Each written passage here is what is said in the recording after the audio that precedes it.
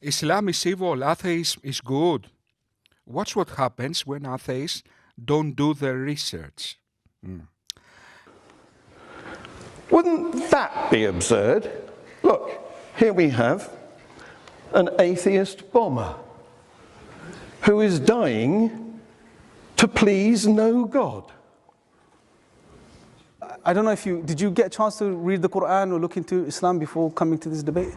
Not a lot, I confess. Okay, if you had, you probably would have changed some of the slides that you had there, because you had some generalizations that you shared there. Again, you shared some of your opinions in regards to what religious people do or have done, etc. Now, your book is full of such examples as well. You obviously predominantly attack the Christian tradition as to some of the bloodshed and the evils that have happened. But just for a second, if I move over here, just to share this with you. Now, I would agree with you. Obviously, now throughout history, religions have been, and there have been some pockets of Islam and Muslims too that have done some atrocious things, no doubt. I'm not denying this. But so have the anti-theists too. Right, those that deny God. Now, there's a very interesting book that I'd like to give you the reference of. It's called War and Peace in Islam. Definitely have a read. And what the author has done, he's sort of tallied from the year 0 to 2008 the number of death tolls which have resulted from different groups throughout history. And interestingly, Christianity is right up there, and Christianity is right up there with a figure of, let me see here. So it shares the largest with between 119.42 million and 236.66 million victims, right? Medium of 178.04. Interestingly, the second group that's up there, any guesses?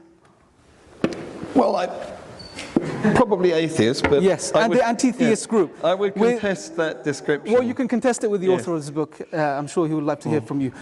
How many people that were killed in the name of different religions and ideologies and so on. There's a book, a study called Body Count, a quantitative review of political violence across world civilization. Oh, you got the book over there. And you got it here, and you can get this. This is the actual book. It's called War and Peace in Islam, the Uses and Abuses of Jihad, and it's edited by some very distinguished academics. And there is a chapter there, as you say, dedicated to this academic survey of mass killings in history, which you're now going to tell us about. First of all, let's see the distinguished academics who wrote this book.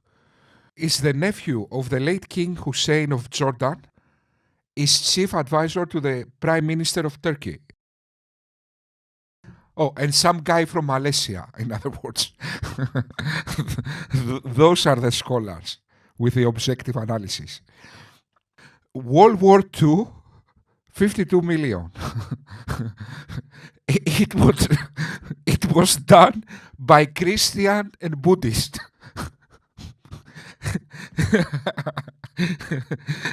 These guys blame World War II to Christianity and Buddhism. These guys blame World War II to Buddha and Jesus Christ.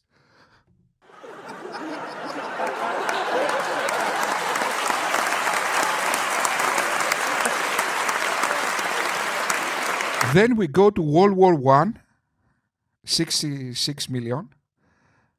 It was Christians are responsible for World War I. It's Christianity responsible. And look at these people. In the World War II, they also added Buddhists because of Japan. But now, in World War I, they don't add the Ottoman Empire. Why?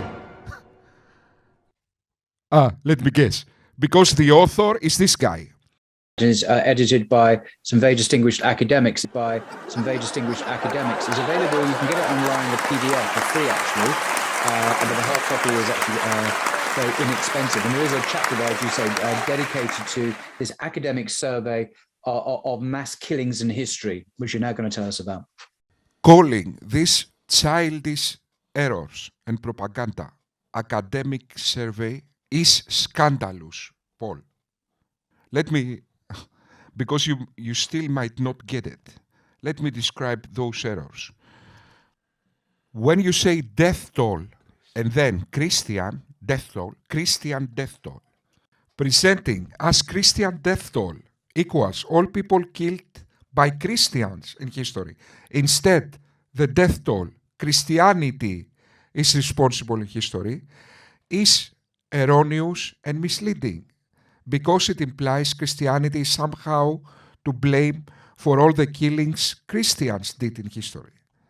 This error, in quote marks, is most probably intentional because it's hard to believe many so-called academics made such a childish blunder. So that's obviously propaganda. That's intentional. Paul, let me make it more clear. Even you can understand. Okay? So, focus, Paul. If I am a Christian and my wife cheats on me and I kill her, this survey will claim that is Christianity to blame. Can you understand now the error? If a Christian in history killed his wife because she was cheating on him, this survey will say this is because of Christianity. Can you understand the error? What can I say? I hope you understand. Although, if the non-intellectual propagandist you cited were to do an honest academic survey, this is what they should have done. Let's go to the Iraq War of 2003. Your propaganda yellow pages says that this war was Christian. Of course, Christianity had nothing to do with this war. Did Islam had something to do with this war? Of course. This war was after the climate of 9/11. That's a fact.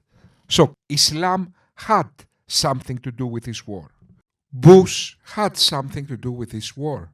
Saddam Hussein had something to do with this war.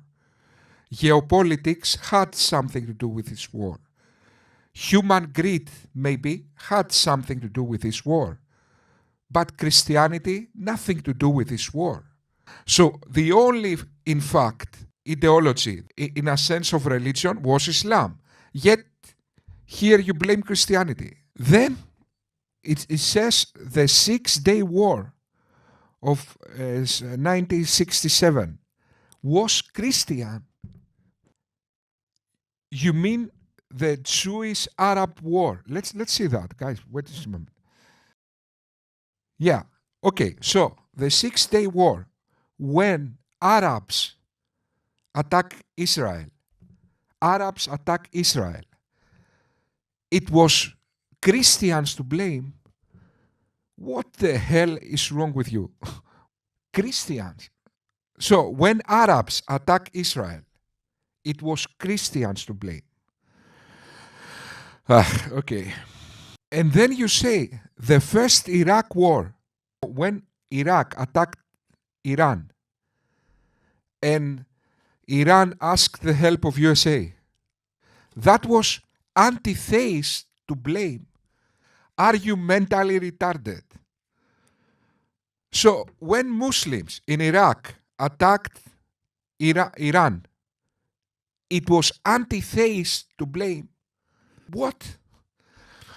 Okay.